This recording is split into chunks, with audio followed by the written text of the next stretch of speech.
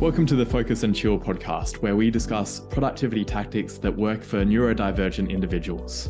Every episode, we interview guests with lived experience of neurodiversity who also have a solid productivity and habit game, and pass the learnings on to you, our wise and benevolent audience. We're your hosts, Jeremy and Joey. I'm Joey, and I coach creatives to get moving on their most ambitious projects through the power of solid habits and strong focus. I'm also a perpetual student of psychology and perpetually on a quest to a one-armed chin-up. And I'm Jeremy, a neurospicy software developer turned startup founder, building the Focus Bear app to help people with ADHD and autism thrive at work. My cool party trick is leaving parties early so I can get to sleep in time for my 2-hour-long morning routine.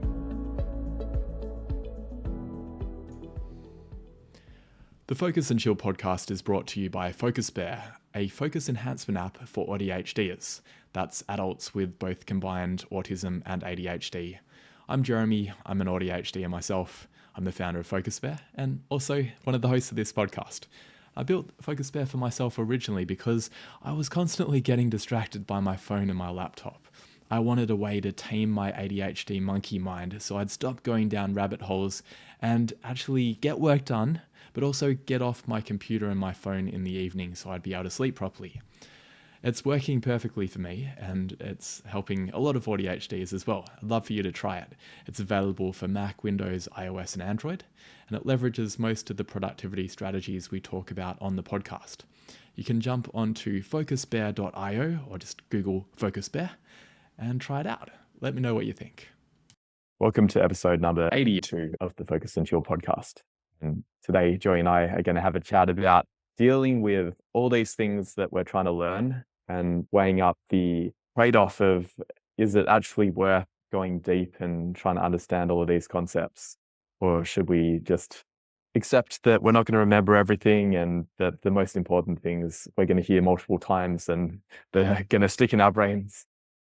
Yeah. We were talking about the overhead of taking notes basically and then dealing with the notes afterwards. Do you want to describe how you deal with it, Joey? Yeah, sure thing. And I think the principle you're referring to before was the good shit sticks as opposed to the good shit stinks, which I misheard one. So yeah, my process is, without getting too far into the details of the tools and stuff like that, like I'll take notes on my phone, generally be on my phone, and then I'll just basically chuck it into a container for the week. And then at a later date, I'll process those notes. And so the processing is generally like about an hour a week. So like a week's worth of notes take about an hour to process. And when I say process, it's just generally taking the notes and then just chucking it into its appropriate category. So if I'm taking notes of friendship, I've got a mind map on friendship. I just chuck it into the triage branch of that.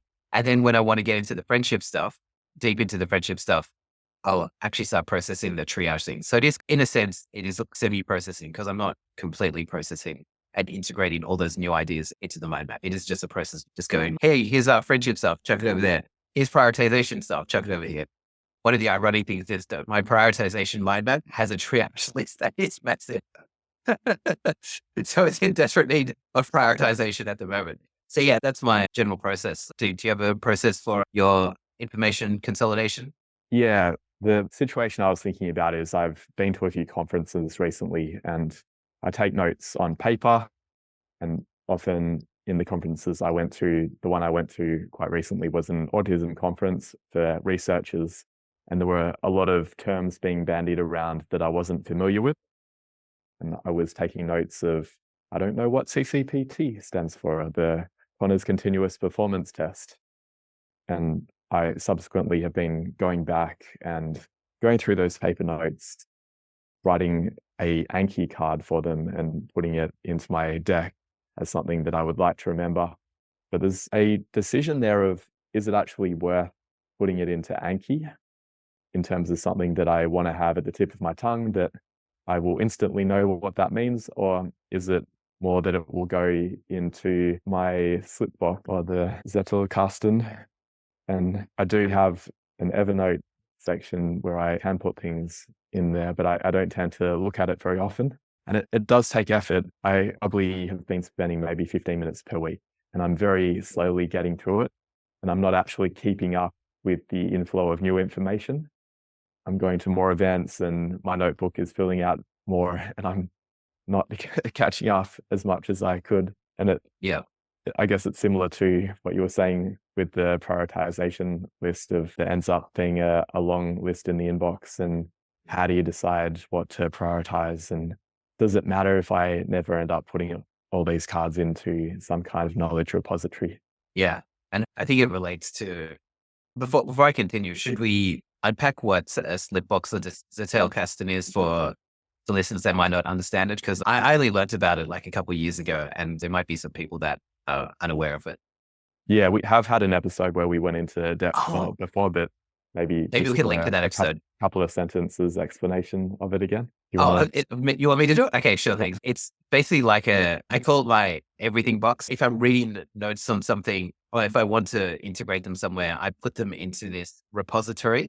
And the idea is also that I try to link it to other notes, so that it's almost like you're introducing a new member to this club and you want them to have friends kind of thing. And so just trying to think like friendship, if I'm bringing in a friendship note, I might also link it to my depth and rapport note. I might also connect it with my trust note. I might also integrate with my managing conflict note. So the idea behind that is our brains are associative. And so by associating ideas with different things, it's more likely that it's going to be better integrated in your web knowledge and easily activated when you need it. So that's my understanding of the rationale behind the Slipbox. Do you have anything to add to that, Jess? Maybe just that in the past, it would have been a very manual process of doing those connections. And now AI tools probably make it easier that they might automatically suggest the related notes or related articles. Yeah. And there would be a number of tools that you could use. Notion is something a lot of people would use for it, or Roam Research. I just have it in Evernote. What do you use again, Joey? Is it in your mind mapping tool or in a different area? Yeah, so I use a combination of the Python Jupyter notebook, and it's a series of mind maps and the CSV file. So basically, the Jupyter notebook is a way of navigating the CSV file, and it basically links to the different mind maps. So, for example, I've got a search function, search for friendship, and it brings up all the stuff that I've got related to friendship, and I can click on the mind map and it opens up. Yep. And also inside the mind maps, I've got links to other mind maps as well. So that's the associative part of it. And I guess the overall philosophical question here in the age of Google and ChatGPT is, what's the point of making your own knowledge management system when you can just ask Google or some kind of AI tool? Do you have any thoughts on that? Yeah, my whole thoughts are that the Google and AI tools can't necessarily tell you what you're thinking about it, or like the position that you've taken on a topic. Unless it's like the Neuralink stuff has come a long way, and it's not as invasive or not as expensive, but it's generally what's stored in there are my takes on things, and the things that I agree with, the things I don't agree with, and where I ground things in my personal experience. And I think those are the kind of things that can't be necessarily replicated by the internet. And also the associations that I make as well, because there might be associations that I make that maybe are idiosyncratic to me, and that idiosyncrasy can sometimes provide value to others because it might link things up in a way that people might not have been thinking about before. What are your comments on it, Jess? Yeah, I'd agree with that. If I look at your Slipbox, it probably doesn't have much meaning to me because I'm not going to have the same personal experiences, but it's very meaningful to you. And the same with me, that when I'm exploring a concept, I find it very hard to understand terms in abstract. I really have to think about, okay, when I'm learning this type of software server infrastructure, and I've got a lot of notes around that because I was studying for an AWS exam a few years ago, and I continue to maintain that knowledge I've got it in my Anki deck. And a lot of my cards are not just, this is how you would use a fan out pattern with SNS and SQS. It's more like, at my last job, this is how we used it. And that has much more powerful associations for me, that it's not just, this is the textbook definition of it, but this is how I've seen it used. And it brings back connections with other types of infrastructure as well. I think that's where it can be powerful. Yeah, that makes a lot of sense. I guess before we took that tangent, you were asking me like, how do you balance between putting everything into Anki versus like maybe putting everything into your Slipbox list, not bothering. Am I understanding the question correctly? Yeah. Yeah. So I think of things in a continuum between cold storage and hot storage. And so the hot storage are things that I want to be able to call to mind without looking at a device or looking at anything. So it might be things like first aid. There might be things like conflict resolution techniques, things that in the heat of the moment, I want to be able to call to mind. And those things I'll put into Yeah. Funny jokes as well. funny jokes as well. Thank you. Yes. I must admit, I have been neglecting my reviewing my funny jokes cards. I've actually interleaved. We can talk about the interleaving later, but the interleaving has meant that some of the jokes have gotten buried. But we can possibly, if anyone's scratching their heads about what's interleaving and why is Joey doing, what's jokes got to do with it, we can come back to that later. But And you're scratching your head. Why did the bald man put lipstick on his head? I did. To help him make up his mind. Yes, That came up in my Anki practice yesterday.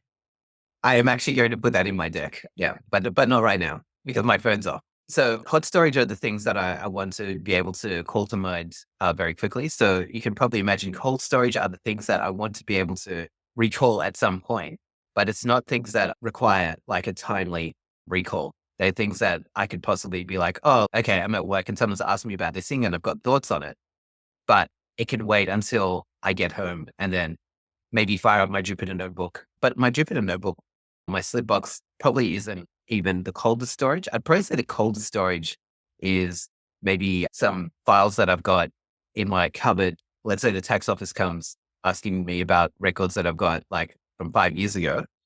That kind of stuff will take a while for me to get to because it's paper and like it's somewhere else and I've got to actually flip through pages. There's no search function or anything like that. So that's probably the coldest storage, I think. So it's like an archive is the way I say it.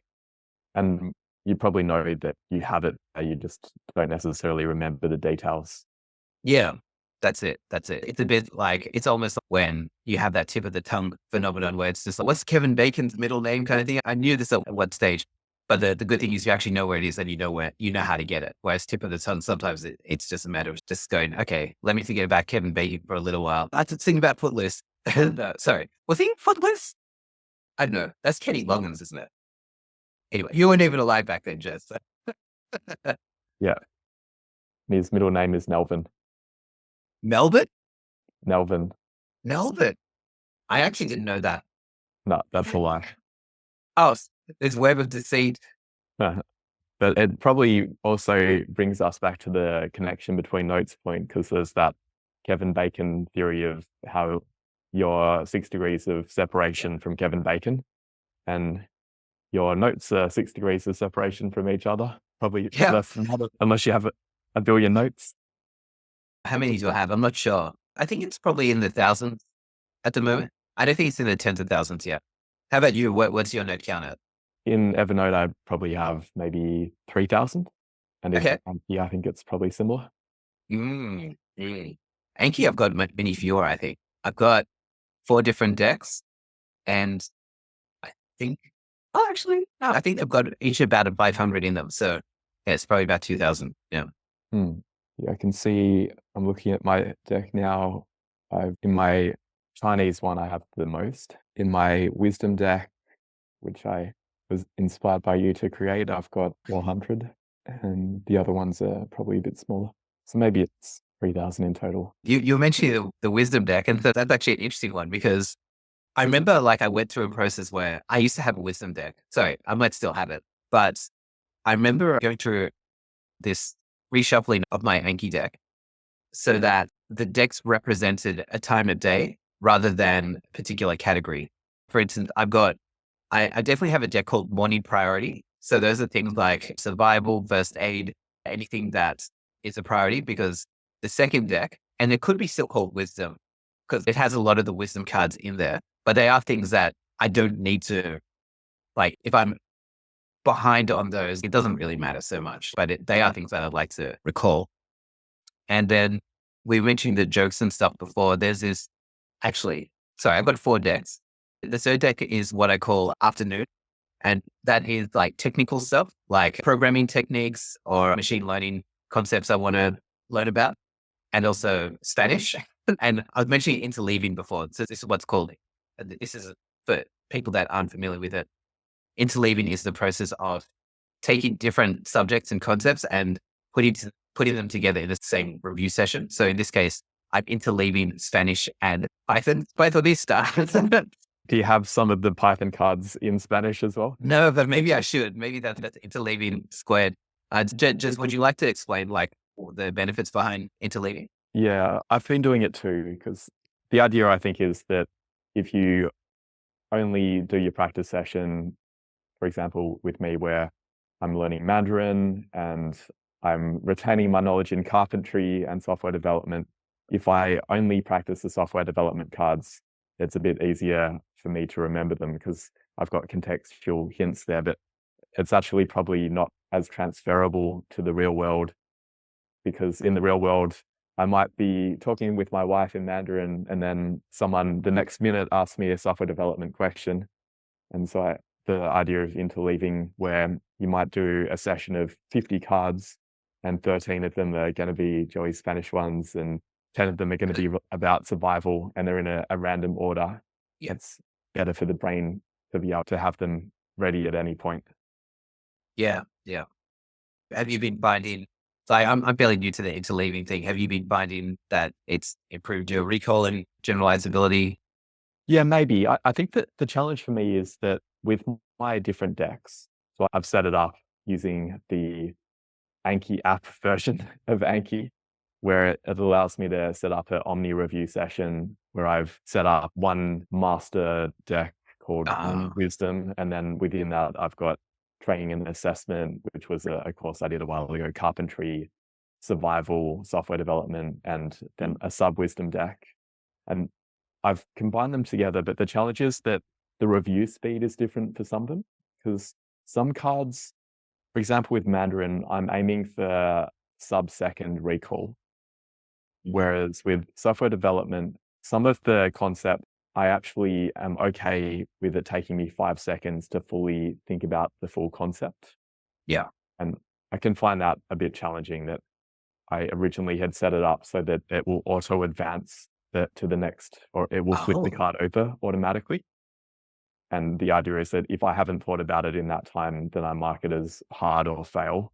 But I can't really do that with the different decks because each of them would have a different auto advance speed. Interesting. I didn't actually know about the auto advance feature. So that might be a feature in the Anki app. Yeah. Maybe. Yeah. I haven't seen it in Anki Droid before, but it seems useful. I'm not sure what cards I might use it for. Maybe for Spanish, but I'm not as hardcore learning Spanish as you are with Mandarin. Yeah, but there might be other things too, where it's generally having a time limit for how long it takes to pull it out of the hippocampus. Could be the survival stuff, the survival and first aid stuff, because I guess it just increases the difficulty of the training so that when you're actually under pressure and like someone's bleeding in front of you, like you actually, sure, you might not be able to recall it as quickly, but because you forced yourself to recall it quickly before, maybe like be able to recall it in the heat of the moment. Yeah, and it may make the practice sessions more valuable as well, because remember Huberman was saying that you want to fail 30% of the time when you're doing a recall session. Yeah. Some of my decks, I'm at 95% or above, meaning that most of the cards are really easy for me.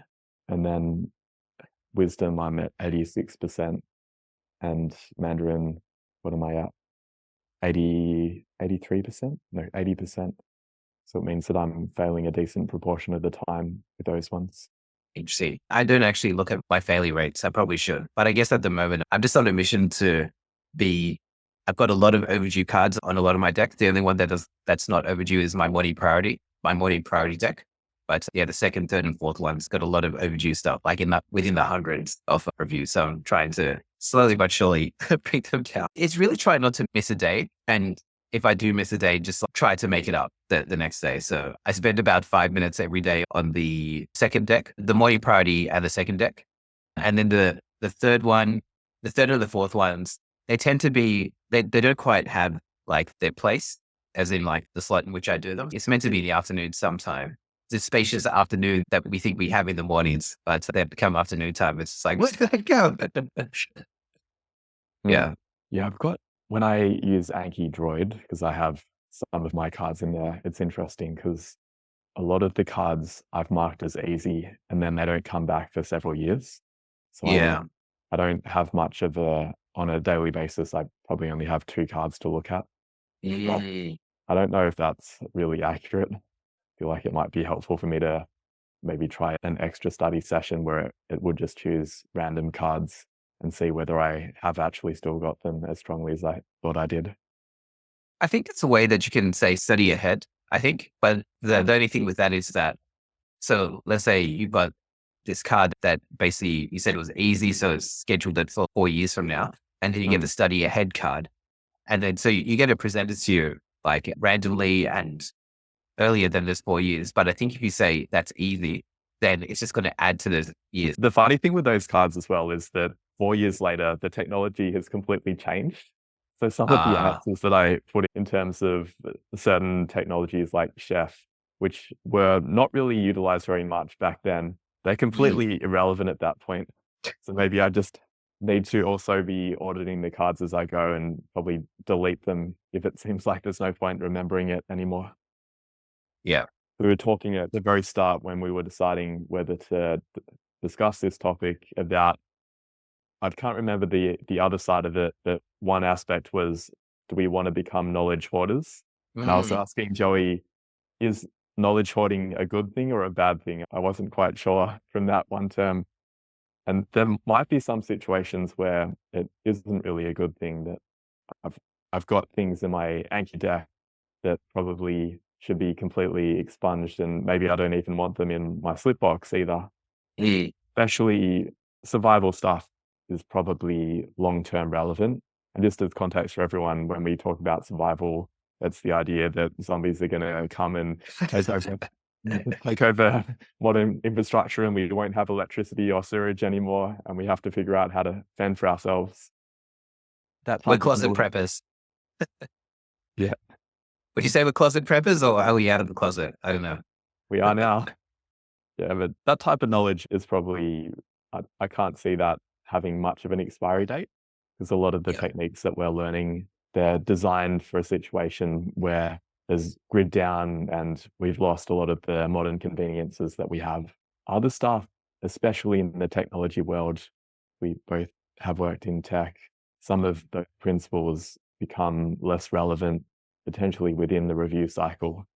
There are probably some broader architectural norms and standards that will retain the test of time, but other things may not be as useful. This reminds me of a term called pace layering. Have you heard of that? No. Maybe I can slip a diagram into the show notes because it's got a pretty cool diagram as well. But it's basically this idea that most of the information that we consume is, and the really easy to digest information tends to be fairly ephemeral and fleeting. For instance, my brain like instantly clings on to whatever news article or whatever thing is on Twitter or X. But that kind of stuff is probably not going to be important 3 weeks from now. So that's at the top of the layer. So you imagine like the most outer piece of the crust, but as you go deeper and deeper, there are things that are not as fun to digest, and they might be fairly dry even, but they are things that they stand the test of time. So for example, things like perhaps economics. Like I actually find economics interesting, but some people might find it dry, but it is one of those things that is probably going to change slower than what's that guy's name? Jake Paul taking on Mike Tyson, the result of that. So is it Jake Paul or Logan Paul? I can't remember. Maybe it's the two of them versus Mike Tyson. I don't know. Kevin Bacon versus Mike Tyson? Kevin Bacon versus Mike Tyson.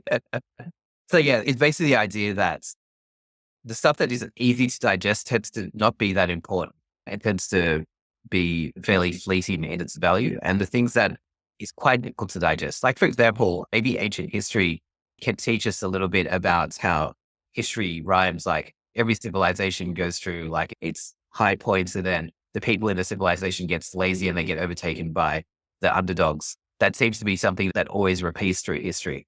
And that can maybe teach something about where we are now more than like the results of the Olympic Games, for example. So I guess I should probably say I don't really care much about the Olympic Games. Like when people like say, "Hey, how about?" I haven't watched any of it, so same here. Okay, I see some of it when I go to my parents' place and hang out with them.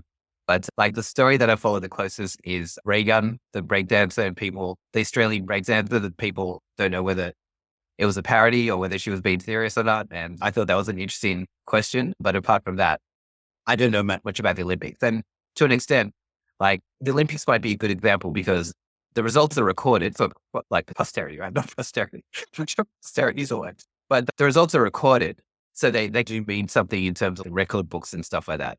But how much are they going to teach us about things that we can apply to our everyday lives? I don't know. Not much, I don't think. Yeah, so that's the idea of pace layering. You also speak to how to write cards as well, if there's a way to combine both.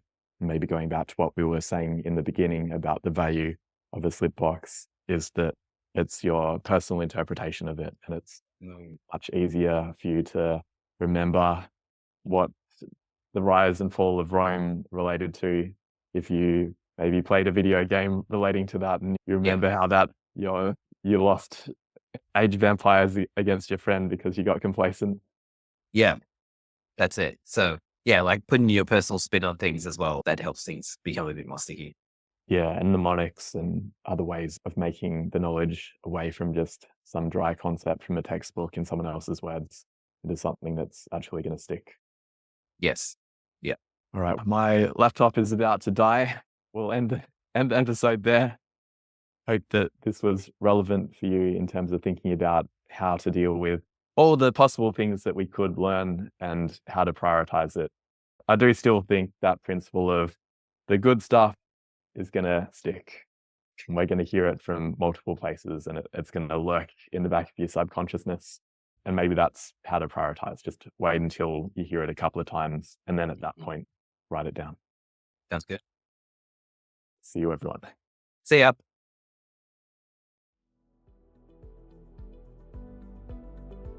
Thanks for tuning in to this episode of the Focus and Chill podcast. To listen to other episodes, jump onto podcast.focusbear.io.